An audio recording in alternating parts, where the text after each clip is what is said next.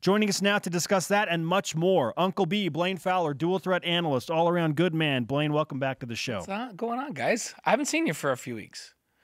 I've been on the road. You have been on the road. I've been on the road. Busy. Been busy. You look tan.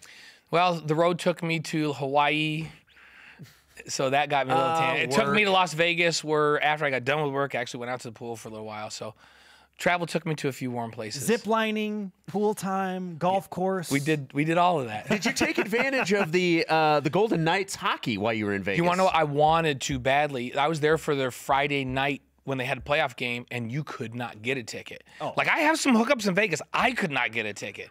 That is something. It is the hottest ticket in town. You think Hamilton's a big deal.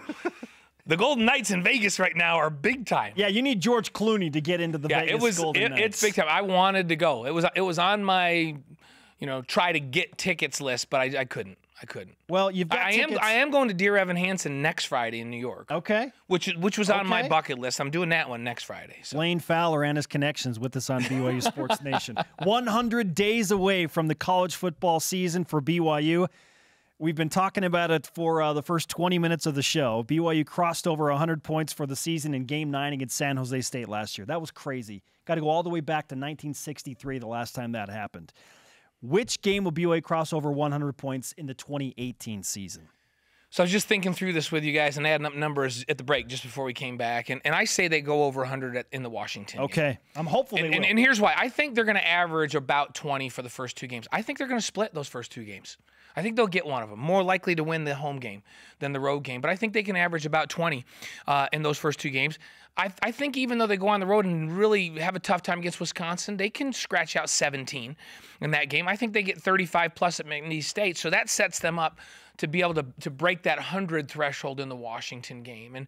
And so I think, that McNeese State game in there helps them get there quicker. But before the season's over, I would like to see them be a top 50 scoring team in the nation. To do that, you got to get by season's end to about 30 points a game. Okay, whoa. And I know that's a tall test. That's asking for a huge improvement, but I think that's a legitimate ask of this team if they can stay healthy and have consistency at running back and quarterback, because I really, really like this offensive line.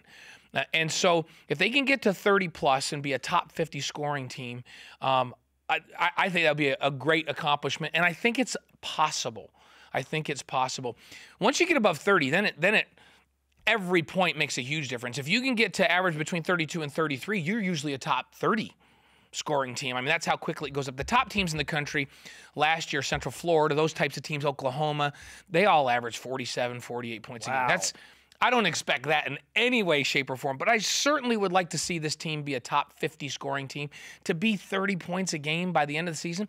And they have enough games sprinkled in, if they can stay healthy, where they can score, that maybe they can have that 30-point average. Well, in order to do that, you're going to need really big performances from your playmakers. So the question that we had discussed in our first segment was, which running back or wide receiver do you expect to reach the 100-yard mark first?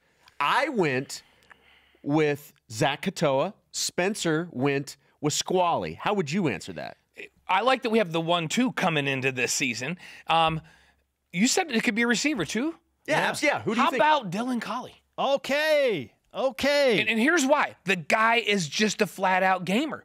He's played in big games. He catches the ball in traffic. He reminds me of the classic BYU receivers. Why not Dylan Collie? Why not a wide receiver that's willing to go over the middle? He's not a big dude, crazy fast, flypaper hands. Why not Dylan Collie have a 100-yard game early on? And I'm okay if between Katoa and Squally, they average like 150 a game between the two of them. Sure. And that would be great with me if they could do that 1-2 punch. And I like the way the running back group is setting up.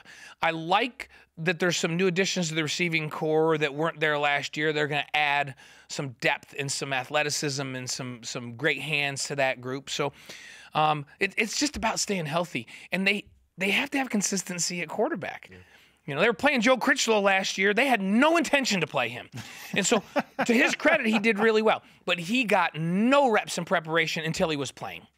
This year in spring, they got a lot of guys ready, and they'll continue to do that over the summer and into the fall.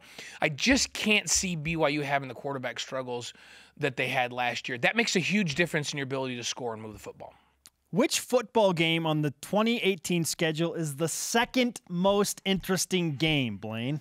So what are you guys saying is the first most interesting game? We're leaving that open to interpretation. I think we went in assuming most people would say Utah would be one. At the end of the season. We're not saying it has to be, but that's what we assume. Because I think at Wisconsin is as big a deal as Utah. I mean, maybe not because we don't expect them to go back and beat Wisconsin, who's a preseason top 5 team, right? So if I'm going to pick... Okay, so let's take Utah and Wisconsin out. Then I say Washington is the next. Really? Is the next big game. Couple of things. First of all, one of my favorite stadiums in the country. It is gorgeous up there in the setting. They've redone it. Last time I was up there, BYU came away with an upset. Well, last time I was up there for a BYU game, I should say. I've been there for other games, but Jake Locker was the quarterback. Yes. Kellen was playing. It's just an unbelievable game. So I still have a lot of warm fuzzies from the last time I was up there, right? The stadium's been redone. Jan Jorgensen game? Yeah. The stadium still has been redone since then. Phenomenal setting, great place for BYU fans to go. I think they'll come out en masse, and it's a huge game against another preseason, at least unanimous top 10 preseason team. So I would say, I mean, those are the big 3: Utah, Wisconsin, and Washington.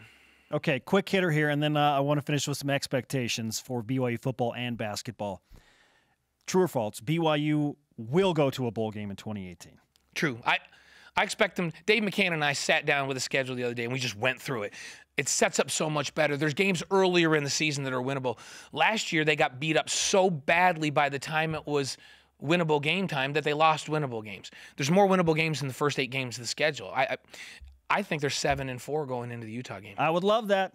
I would love it. I think they're 7-4 going into the Utah game. So there's your answer. Yes. Okay. All right. So we talked about expectations. We're starting to hear more and more about the basketball schedule now and the team, and we'll get into that a little bit later on the show.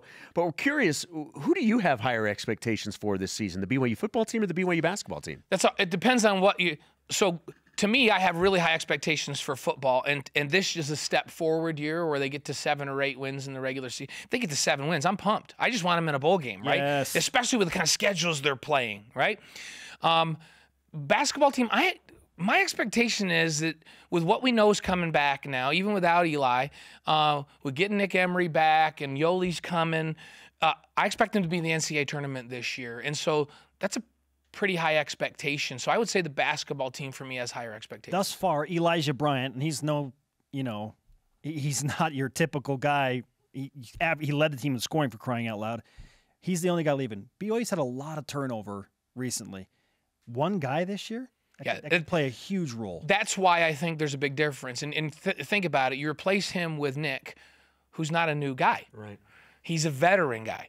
Guys understand their roles, and Nick is a fearless basketball player, and he wants the ball in his hands at the end of games like Eli. So I think it's an okay swap. I think Nick has the ability to, if he wants to, he can be a really good defender. He's capable of it physically. He's very strong, especially a really strong lower body.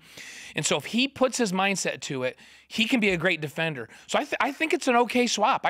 And now the rest of the team is all veteran. He's a veteran. I expect him to take a step forward. And St. Mary's loses a bunch of guys. Right? So it doesn't seem to matter when Gonzaga loses a bunch of guys, does it? It just replaces it with other NBA caliber players when they lose a bunch of guys. So let's just call that what it is. But I think BYU takes a step up. And my expectation for them is with veteran guys who understand their role that they should be back in the NCAA tournament. All right. Trying to break a 3-year skid of not making it to the Big Dance. Blaine, great stuff. Thanks for the time. Good to talk to you guys.